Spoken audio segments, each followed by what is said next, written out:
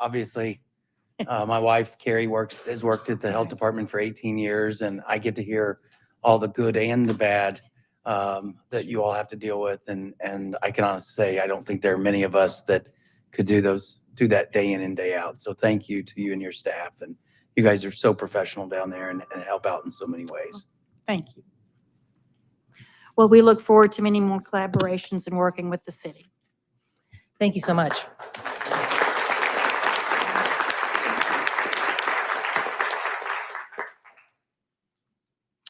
Next, we have communications or reports from the council.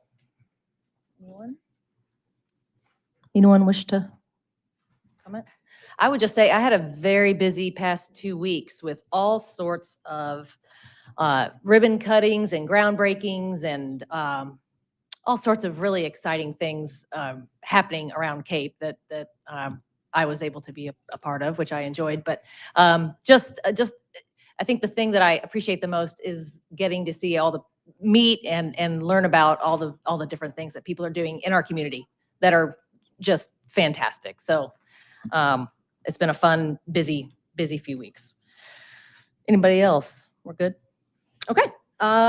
We have several items for discussion.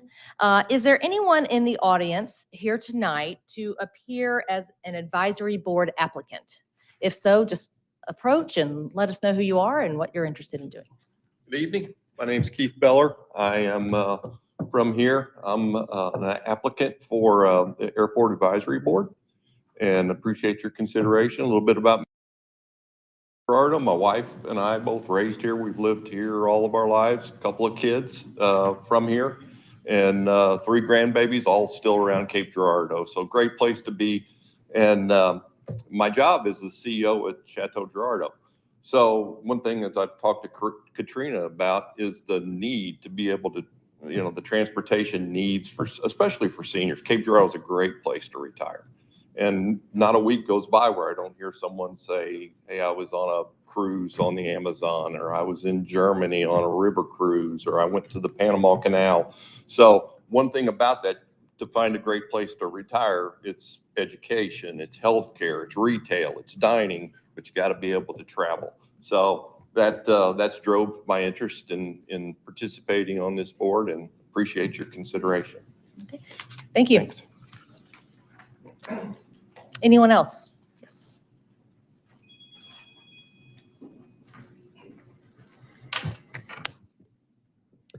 Good evening. Most of you know me. In case you don't, I'm Gary Hill, 1412 Carter Street, longtime resident of the City of Cape Girardeau. I'm ready to volunteer for an advisory board. I'd like for you to consider me for the Board of Adjustment. You will see when you receive my application, I have extensive experience in public education, industrial arts, construction trades teacher, high school principal, school superintendent. About almost 30 years. At that time, I met with a lot of individuals, worked with a lot of groups. So I have skills in problem solving and finding resolutions to situations that may come up. Also, I had the privilege to work for the City of Cape for 9 years as a retirement job. Learned a lot, made a lot of good friends, met a lot of great people in the City of Cape. So I believe with my experiences with the public education and with the City of Cape, I would fit well in the Board of Adjustment. Thank you. Thank you. Anyone else care to speak? Okay. Moving on then, we will next have a report from the Planning and Zoning Commission. Evening, Council. Chairman Greaser's recovering from a week-long vacation with grandchildren, so I am here tonight. Probably still recovering. We had 4 items come before the Planning and Zoning Commission for our April 12th meeting. First of those was 188 Vantage Drive, applicant JR&JR Enterprises for a driveway width increase to 35 feet. This is the strip center that's located where like Starbucks is, Verizon, FedEx, and this is to alleviate some of the traffic that's out there on the street and get them in and out quicker. Next applicant was EOC Subdivision, located at the southeast corner of Interstate 55 in LaSalle. This is just a plat divide from 1 lot to 3 lots. Next, we had Griffin Farm Subdivision. located on the southwest corner of Missouri State Highway K and Notre Dame Drive. This is a subdivision to vacate that. All these were recommended by approval of 6-0. And then lastly, we amended the Chapter 30 amendment regarding A1 Airport District, which increases the maximum height to accommodate existing and proposed structures at the airport. Any questions? Don't think so. All right, thank you all. Thank you. All right, next, we will have a consent agenda review from Dr. Haskin. Thank you, Mayor and Council. I'd like for you to take your attention to the consent agenda. We have 2 items that we added for this afternoon for your consideration, number 5 and number 6. We'll start with number 5. Ritter Communications requested an L&I agreement to place fiber on the city-owned property at 202 North Kings Highway to provide for high-speed telecommunication services in the surrounding area.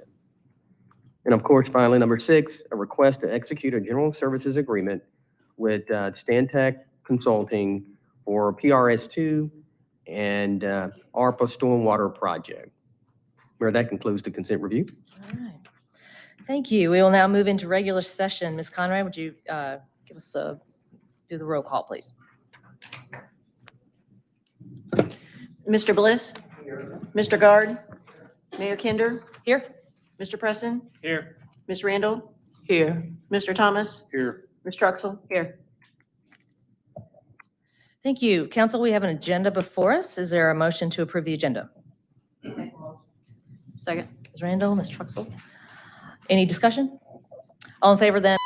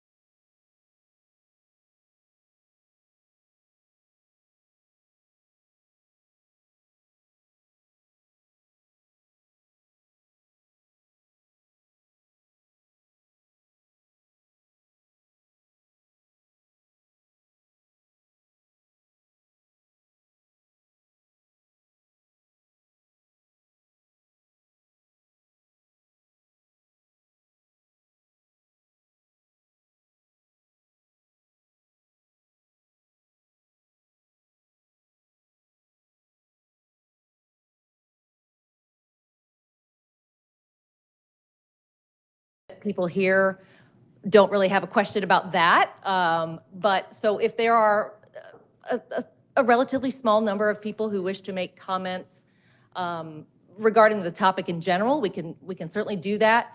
I want everybody to know, though, in 2 weeks, at our next meeting, there will be a public hearing and much further discussion about this whole topic. And presumably in the next 2 weeks, you will get, the public will get more information about the whole thing as well. So I just trying to let everybody understand. We also did receive a number of people who called the office today or in the past few days and registered to speak on the Broadway theater issue. Technically, what you were calling about was to register to talk about an item that was not on the agenda. This is actually on the agenda, so we won't be dealing with that later in the meeting. Now would be your time if you do feel like you want to make a comment, you may do so. You would have up to 3 minutes to do so tonight. And like I said, much more conversation to happen in the future. So if you would like to begin, Liz Haynes, I know has presented or has a Good evening. presentation. Yep. I'm Liz Haynes, Executive Director of Old Town Cape. With me this evening is Dr. Steve Hoffman, Coordinator of the Historic Preservation Program at Southeast Missouri State University, and Brennan Tote, owner of Tote Roofing and Construction. We want to first commend the City Council and the city staff for your willingness to take this journey with us, to envision the best possible future for the citizens, future leaders, businessmen and women, educators, doctors, bankers, artists, entrepreneurs, students, all the hardworking men and women in our community. We recognize that your roles are not easy. And we so appreciate your willingness to devote your time to asking the hard questions and making decisions which are in the best interest of moving our city and our region forward. We appreciate all that you do, truly.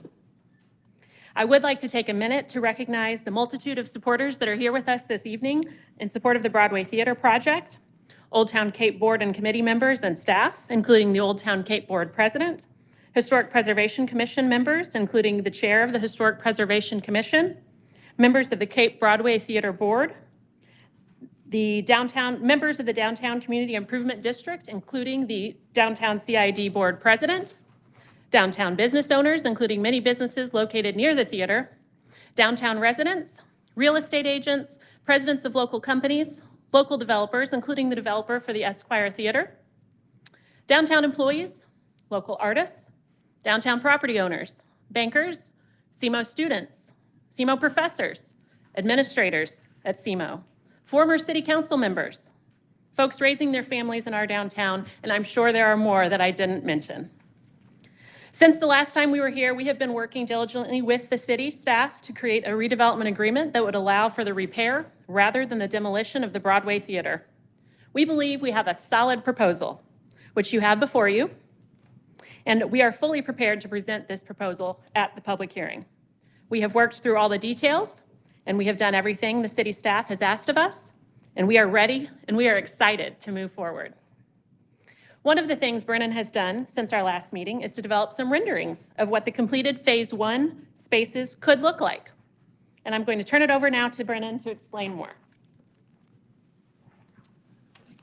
Thank you, Liz. So as we've discussed, of course, my plan would be to stabilize the building somewhere between 60 and 90 days, and then immediately work toward completing Phase 1 of the building, which would be completed in about 12 months. After completing Phase 1, my full intention is to move in immediately into Phase 2.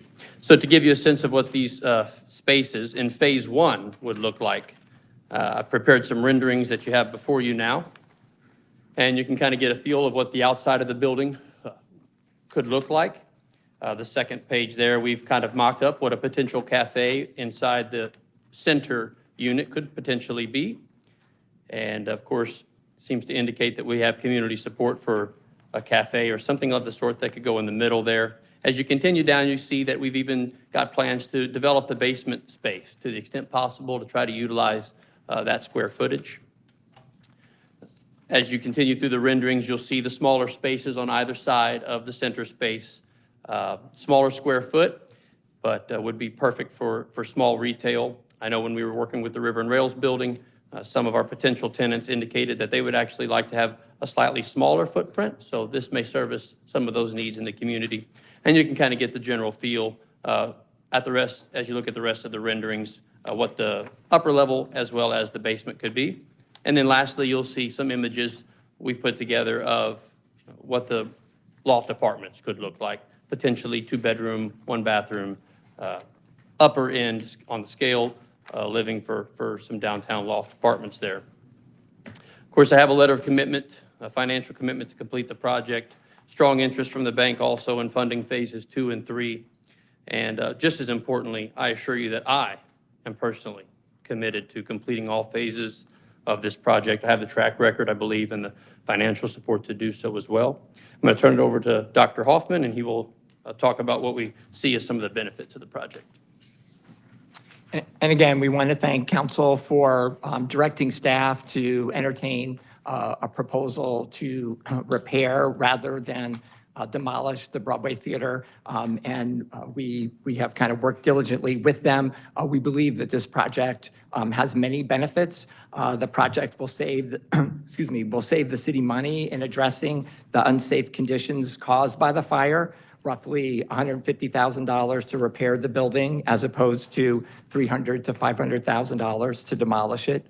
The repair will be accomplished more quickly than demolition could occur, and it will result in a building that will generate income for the city for years to come, as opposed to an empty lot with a huge tax lien on it. The risk for the city is minimized in that Brennan will be floating the cost of the repair and won't be fully reimbursed for them until after the completion of phase 1. It will preserve an iconic historic building in our downtown, a building both individually listed on the National Register of Historic Places and a contributing building to one of our National Register historic districts. Putting the building back in service will increase property values in the surrounding areas and will return money to the city in future sales tax revenue. The additional downtown housing will contribute to vibrancy and economic vitality in the city. Recent estimates of the economic impact of a newly occupied 1-bedroom apartment would result in between $18,000 and $30,000 annually in economic activity for the city. Brennan's proposal would eventually result in 15 apartments. And then lastly, this project aligns with the city's comprehensive and downtown strategic plans, supporting both economic development and heritage tourism, and resulting in a higher quality of life for our citizens and better experience for visitors and tourists. Thank you all for all that. In conclusion, we just want to thank the city staff again for working with us so diligently on developing this redevelopment plan, and to the city council for having the vision and the willingness to explore alternatives to demolition of the Broadway Theater. We're excited about the plan we were able to come up with, and we are excited and ready to proceed with the public hearing on May 1st.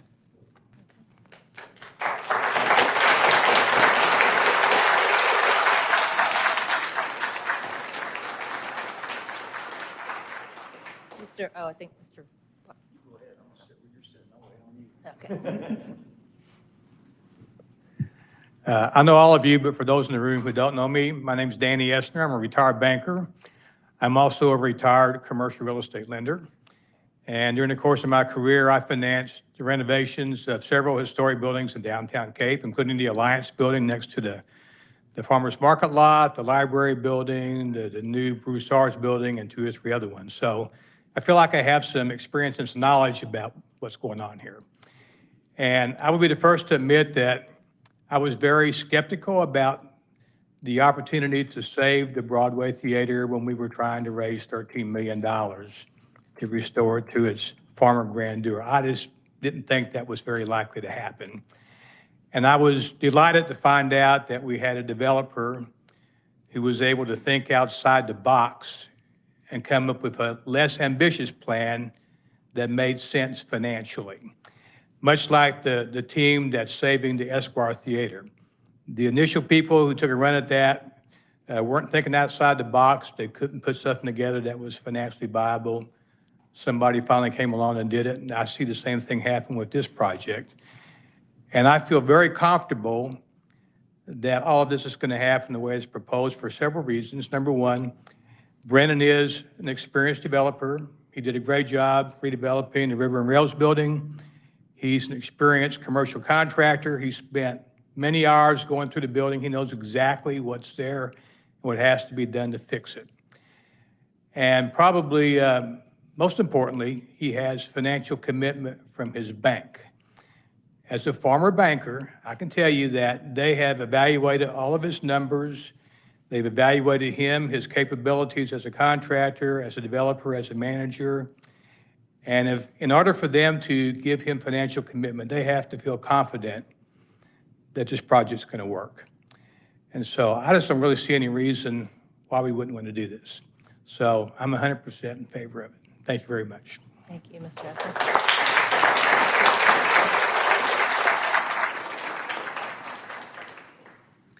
I'm Steve Watkins. A lot of you know me, some of you don't. I renovated a building down on 509 Morgan Oak. I grew up in Cape Girardeau, went to high school here, spent about 5 minutes of college here, and lived a long time on the East Coast. So I have a pretty good perspective coming back to Cape Girardeau. And I chose to move here. When I chose to move back, I chose to move to Cape Girardeau. I didn't want to live in Jackson or Scott City or anywhere else. I wanted to live in Cape Girardeau because, in my opinion, Cape Girardeau is special. And this downtown, this historic area is special. I've lived on the East Coast. I've been to Charleston. I've been to Savannah. I've been all over the country. And we have something really important here. And I think it's my responsibility as a business owner and your responsibility as a council person to be the caregiver to that history. I don't own my building forever. I own my building part-time. I'm not going to have it for the rest of my life. I'm going to have it for a while. And when I'm gone, it's going to go to somebody else. And hopefully I put it into a state that the next person in line gets it and they appreciate it and they keep it going. And I think that's what our responsibility is to take this history and to keep it going. And I know there's hard decisions that have to be made. And I know that you were also elected to be fiscally responsible for our city. I think they just made the case for fiscal responsibility. And I think the other thing is to be the purveyor of the history. It means you can't just tear it down. You can't just bulldoze it and put something up new, because once it's gone, it'll take you 200 years for that to be old again. And if you let your history erode like cancer, you don't get it back. And we are the reason to get off of Interstate 55 and spend money in this county. You can stop out there, and you can get something, you can get a cup of coffee, you can get some gas, and you can roll on. But if you're going to spend money and spend time and stay here, this is why. And this is the reason. And I think if it's hard to keep it going, then you have to be creative. You have to sit down and talk to the people who want to keep it going and figure out, all right, what is that answer? How do we do this? And I think it's more important to figure out a way to make it happen than to get rid of it and start over. That's how I feel about it, and I just wanted to say that. I know Brennan. I think you've got a track record here. I think if you haven't been in his building, you owe it to yourself to walk through it before you make your vote on May 1st. And I think he's done a good job. I met with him personally, and we've talked, and I think you've got somebody right here ready to get it done, and I think that's what you've been looking for. And I hope y'all two can get together, make it work. Thank you. Thank you.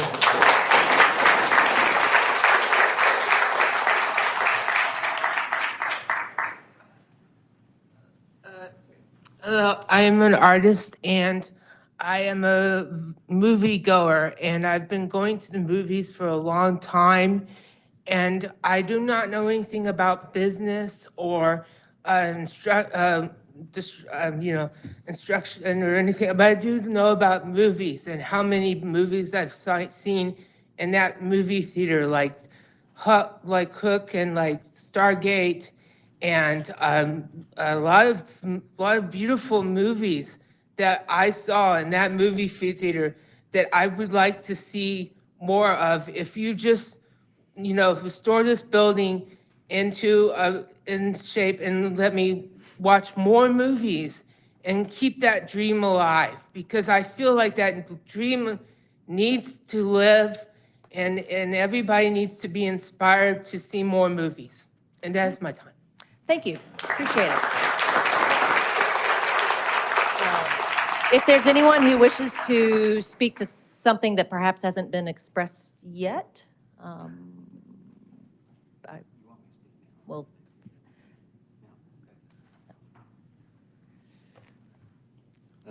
Hi, I'm Ben Truxel, 2400 Brookwood, and I prepared a couple of notes because I don't speak off the cuff like these gentlemen right here.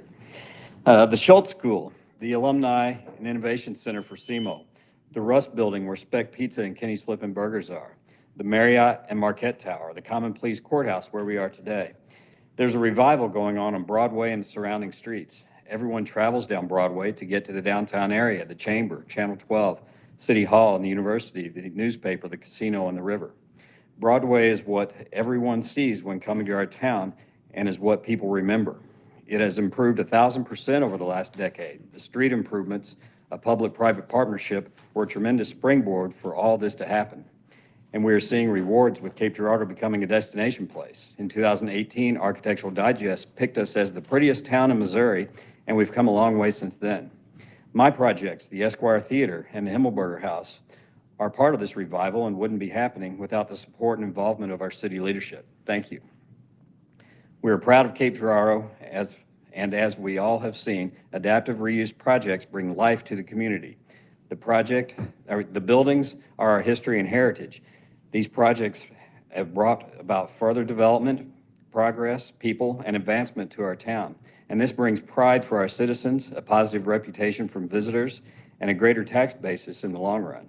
The TIF program and other incentives are in place to help developers to not just find ways for their own financial benefit, but to advance economic development in areas where a project is not viable otherwise. The Broadway Theater is a treasure to our community, and we all know it has reached its 11th hour. Mr. Todt has created a new vision for a building that's original use is antiquated. The only way for it to be viable is with city incentives, or something would have to be done, or would have been done by now. Incentives are small in initial monetary input, but will bring back large returns for our area. I applaud Mr. Todt for his community mindedness and willingness to take on this project as an individual and visionary developer. And I encourage us all to get involved in any way possible to regenerate another landmark that we will all be able to enjoy and be proud of. Thank you. Thank you. You have one more comment here? Hi, I'm Bill Cole. My family owns Edge Realty and Lormont Commercial Real Estate, so we have a little bit of background in this. I am the current president of Old Town Cape. I'm going to not repeat some of the stuff, so this is going to be real short from my point of view. I was born in St. Louis and came to college here in 1972 and never left. So I will never be a townie because I wasn't born here. But I would think after 50 years, give me some credit here. My home city once targeted Soulard, Lafayette Square, and the Central West End to be mass demolished. Thank goodness they didn't do those because those are three of the most robust and historic neighborhoods in St. Louis. People want to be around those places. I'd like to share just a couple quotes I recently read on the Missourian website. It was a wonderful building, but now it's just falling apart. I'm afraid you haven't considered the cost of renovation. I find it rather intriguing that it sat there all these years and nobody did anything with it. Now that we are proceeding with demolition, everybody wants to preserve it. I'm afraid if we stop the demolition, we will stop the interest in renovating. Continuing a quote, other quotes, we will be facing a tremendous cost. This is a city councilman saying this. If you look at this long term, we'd spend $1 million to tear it down, and what do we have? A vacant lot. Lastly, this quote, and this came from one of those darn realtors. I would hate to drive down Broadway and not be able to say, there's the Marquette. That was from 2001. And as Yogi Berra says, it's deja vu all over again. I get it. To get a full consensus out of everybody is difficult. There are a lot of solid reasons on both sides, but I will say I'm not a historic preservation hawk. I believe in saving buildings that should be saved. Some are beyond repair. Some do not have historic or architectural significance, but the Broadway Theater is worth saving, and we have a great chance to do it. And if we don't, as the city councilman said in 2001, we will have a vacant lot, because when it's gone, it's gone. And I hope that a year from now, I can still drive down Broadway and proudly say, there's the Broadway Theater. Thank you all. Thank you, Mr. Cole. One more? We'll have one more comment.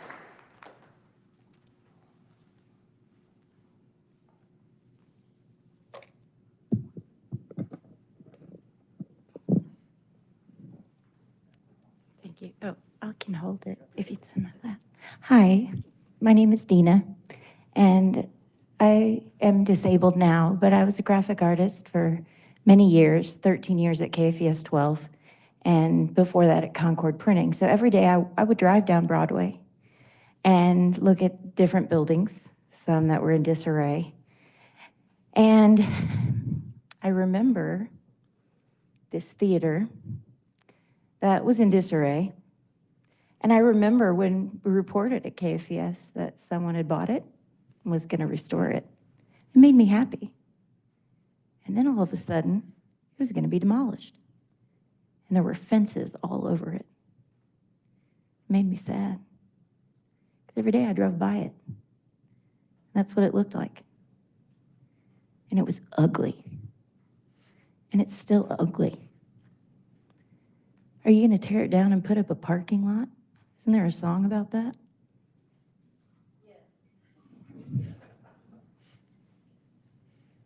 I don't like that. I don't think that's right.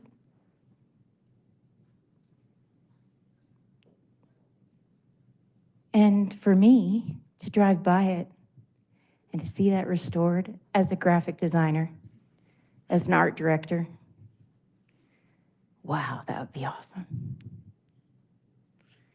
And so that's all I have to say. Thank you very much for listening. Thank you.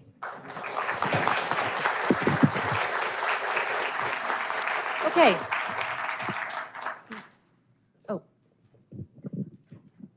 One more thing. Oop, I think you turned off. Maybe I should have turned it off. But one more thing. This is an open forum, correct? So anyone could have come and spoke against tearing? Yes. Either way, for or against. So how many spoke about tearing down the Broadway Theater today? The saddle. Okay. That says something, doesn't it? Sure. Thank you very much. Thank you. We are going to limit, okay, well, one more. Ms. Green, you have, this will be the last comment for tonight, and then I want to assure everyone, at our next meeting, we will have a public hearing and even more time to fully discuss different viewpoints. So we will have one more speaker. Yes, 3 minutes. I'm all for, Ms. Green, if you could speak into the microphone. okay, all right. I'm all for like movies. I like going to movies, okay? But I don't want to put my blinders on and think they're preserving history, because they're not. It's just one way to steal government funds, tax money. If it's such a good idea, you spend your own money. Leave the taxes alone. I'm a reason right now they're trying to steal my house because they're running out of money. I paid my house payments like I was supposed to. I wasn't on default. They got this thing called deeds of trust. They're stealing people's property. They're stealing people's homes. And that's what they're doing. And I say no. If it's Ms. such a good Green, idea, Ms. Green, do you it. need to address the council, please. Well, we're We voters just too. don't want Maybe we're people voting. kind of speaking to audience If it- members. If you could just speak into the microphone Well, and address the council, And I that's, heard that tote, $950 for, they can make them for a unit. They could probably make way more than $950 a month for a unit. Okay. On that, if they wanted to. So if it's such a Thank good you. idea, use your own money. Leave the taxpayers' money alone. SEMO makes millions, not billions of dollars wherever it goes, don't know. But they don't need no. Thank you, Ms. Green. That will end our conversation for tonight, the public portion. again, more in 2 weeks.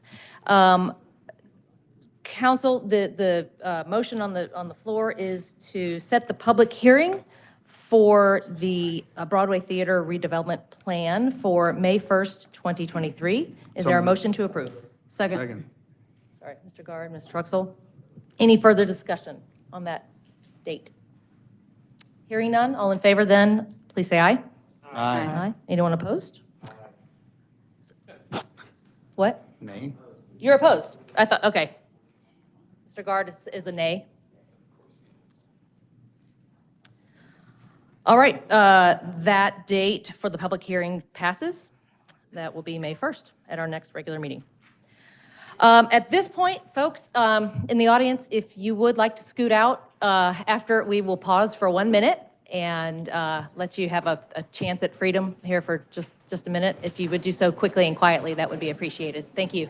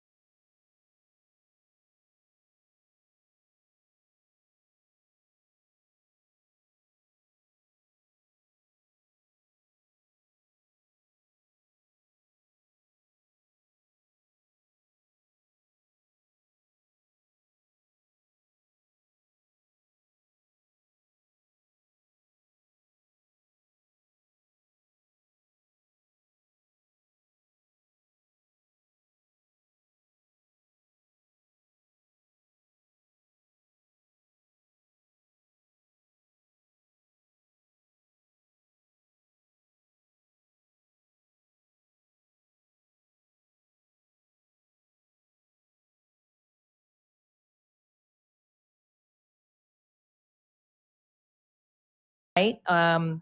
As always, our staff member will present the item. There will be time for public comment, and then the council will take up the issue. First, we have Bill 2353, an ordinance approving the record plat of South Side Village. This is the first reading. Mr. Shrimplin.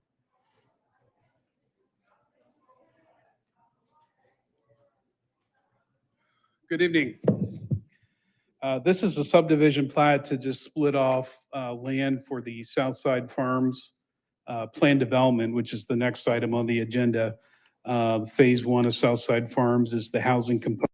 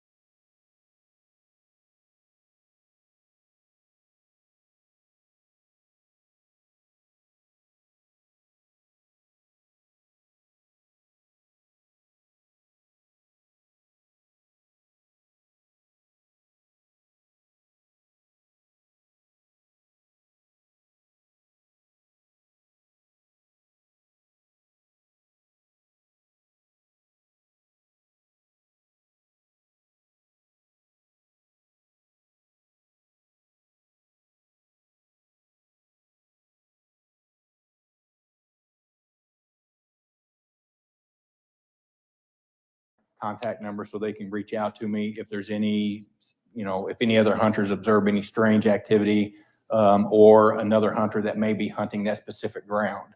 So it's a good thing to have, because I know some of the properties will have more than one hunter, specifically maybe two, so it's not overcrowded. So that way, at least if they see something or from another hunter or someone that shouldn't be there, they do contact us, and that's worked out really well. I have a question. Yeah, well, let's get it on the, if there's nobody else from the audience. Council, is there a motion to approve Bill 2355? Mr. Guard? Second. Ms. Truxel, thank you. Discussion. Yes, just one question regarding the requirement to take an antler list before antler deer. I think it was the recommendation that we sort of basically remove that stipulation that they could take an antler deer first. Is that your recommendation still?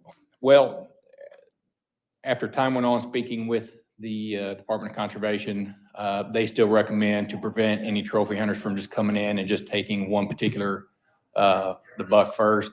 The goal is to control the population, so at least they still have to take an antlered first, or I'm sorry, an antlerless first, then they can move on.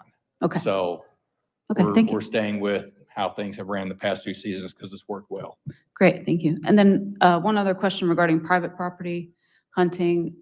Is that something that the committee had discussed, and was it their recommendation that we don't include private property? Well, we have discussed it. I do have a proposal. I don't have it this evening. This one here is mainly on a timeline. However, a private property hunt still is in the works.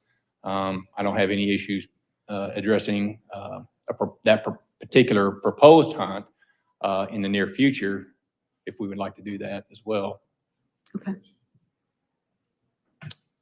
I have a few questions. I had those two. Thank you. Yeah, the whole issue of the antlerless before the antlered was a big one in my mind. And I think we've in the past heard, several people express, kind of some frustration about that. Maybe that's something we can continue to think about, or. For a managed hunt, yes. If we go to the private property hunt, that wouldn't pertain to that. Okay. Oh, I'm sorry, go ahead. Go ahead. Well, I was just going to say regarding the private property, is that something moving forward that you can really Yes. consider? Yeah. Yes. Okay. Yes, absolutely. Just one last question. Of course, we're expanding from, what was it, 2 properties to now 7? Is that right? No, we're going from 5 locations. Oh, we had 5 locations. We had 5 locations. How did I miss that? I'm so sorry. So, which were Twin Trees 1 and 2. Oh, okay. Yeah. Okay. Got it. Okay. Now, there is the additional 8 acres being added to Twin Trees 1, which is 32 acres, plus Missouri Department of Conservation owns 8 acres directly northwest of that, which they're gonna, I believe, in discussion, go from 2 hunters on that property to 3 hunters. Okay. Which, that just depends on how many people get picked or selected and decide to go through with it, so. Well, anyway, expansion. Yes. And I mean, you don't anticipate, do you anticipate filling all those spots pretty? With some of these new locations, yes, Yeah, because we're okay. getting to where, of course, baby steps, but at the same time, we are going from one area to these new areas, which I can tell you, a couple of committee members that we drove to these areas, the minute we pulled up, there are deer staring at us from every direction, so Great. they need to go. Is there going to be, is there a limit on how many hunters will be? That can be again, accommodated in all these areas? With the particular areas, typically it's going to be between 3 to 4 acres on some of these plots. Right. So you got 1 hunter for that particular area, so that way it's not overcrowded. We don't have to worry about risk of 2 people running into each other. Right. The specific, one of the larger properties would be Cape Woods, which we would only allow 2 people in there every other week, just like the rest of the hunt would be. So no more than 2 people for that area because it is such a large, it's actually, I think, almost 40 acres. But we've condensed that down to where, and I have this on a map because I think there was a misunderstanding as to exactly where people would be able to hunt that because the trail does go through there. Oh. And so with that said, only in this checkered area may someone hunt. The trail is open. You would have to be 50 yards off of our marked designated area. And the red here, this whole area basically allows the hunter to know this is where you may retrieve your deer. And then once you leave any of that area, you're going to have to request permission. So the red is no hunting. However, you can still retrieve your animal from that location. There's no hunting west of our grid area that's along that trail. So there's no hunting near that area. You got to be 50 yards. And again, we are shooting toward the inner portion of the property. So there should not be any error or poor judgment, you know, if something were to happen, which again, that's the what if. Yeah, I just wanted to say thank you again. I know we've done it last time you presented, but thank you for the time and thought that you put into this. And I think this is a good incremental step, you know, and hitting the other areas of town, and then potentially even further expanding it once this is successful. So thank you for all the work you've done. And I hope that we're able to get the word out, and advertise that we're expanding this so we can get, you know, all those spots filled so we can have a good harvest. So. Anyone else? All right. Well then, all in favor of Bill 2355, please say aye. Aye. Anyone opposed? That motion carries. Thank you very much to the whole committee for all that work. We have one appointment tonight. That is for 3 appointments to the Airport Advisory Board. Dr. Haskin, do you have? Oh, okay. We've had 3 members selected. That is Keith Beller, Beverly Clear, and Sean Wasson. So congratulations to you all. So moved. Make a Yes, motion to so, approve. sorry, yes, thank you. Is there a motion to approve and first and second? Any further discussion? All in favor then of those 3 selections, please say aye. Aye. Anyone opposed? No. Okay, now it's official. All right, thank you all. Okay, under other business, if there is anyone here to discuss something that has not been listed on the agenda, and we do have a rule for pre-registration for that. There is one person who registered an item regarding something that was not on the agenda, and that is Willis Edward McGrew. Is that gentleman here? He's not here. Okay, well then, we did not have any comments then tonight.